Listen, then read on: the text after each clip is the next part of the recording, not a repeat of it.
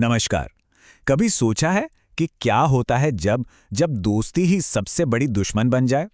आज हम एक ऐसी ही कहानी की बात करने वाले हैं जो हमें ना कहने की असली ताकत के बारे में बहुत कुछ सिखाएगी। ये बात सुनने में थोड़ी अजीब लग सकती है ना।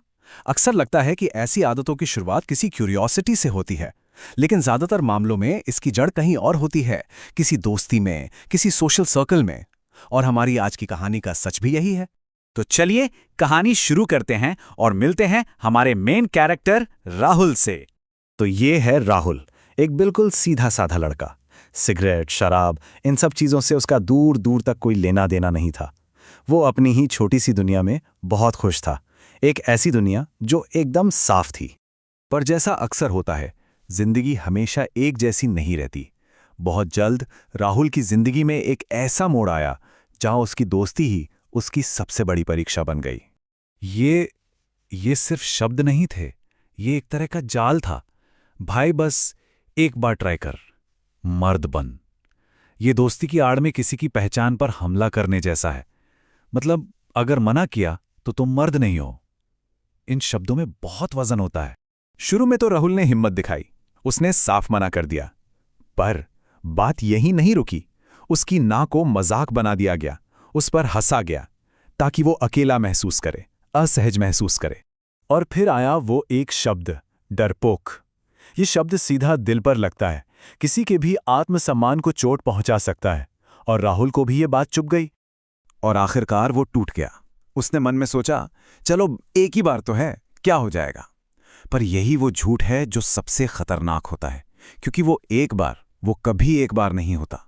वो एक फिसलन भरी ढलान की बस शुरुआत थी।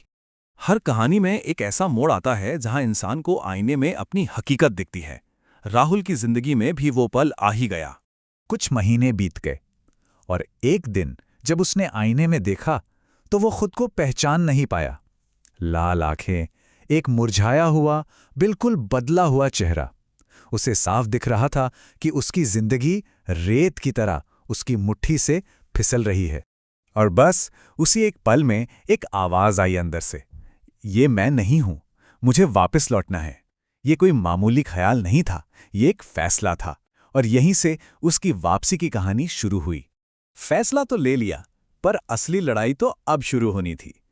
तो देखते हैं राहुल ने इस अंधेरे से बाहर निकलने का रास्ता कैसे बनाया। उसका वापसी का रास्ता आसान बिल्कुल नहीं था, पर उसने 3 बहुत जरूरी काम किए। सबसे पहला और सबसे मुश्किल काम, उन दोस्तों को छोड़ना जो उसे इस रास्ते पर लेकर आए थे। दूसरा, उस चीज से पूरी तरह दूरी बना लेना।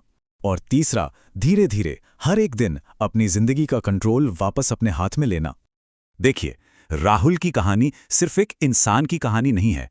इसमें हम सबके लिए एक बहुत बड़ा सबक छिपा है, ना कहने की असली ताकत का सबक। तो इस पूरी कहानी का निचोड़ क्या है? वो ये है कि अक्सर ऐसी समस्याओं की जड़ हमारी अपनी क्यूरियोसिटी नहीं, बल्कि वो लोग होते हैं जिनके साथ हम उठते बैठते हैं। गलत संगत का असर बहुत बहुत गहरा हो सकता है। हमें अक्सर ऐसा लगता है या सिखाया जाता है कि दबाव में ना बोलना कमजोरी है, पर हकीकत तो इसके बिल्कुल उलट है। जब सब गलत करने को कह रहे हों, उस वक्त सही चीज के लिए खड़े होना और ना कहना, वही तो सबसे बड़ी ताकत है। तो राहुल के इस पूरे सफर से सबसे बड़ी सीख क्या है? वो कौन सी एक बात है जो हमेशा याद रखनी चाहिए? जवाब इस एक लाइन में है। वो जो सोच होती है ना कि सिर्फ एक बार करने से क्या होगा, यही सबसे बड़ा धोखा है। क्योंकि सच्चाई तो ये है कि कभी-कभी एक बार भी बहुत ज्यादा होता है।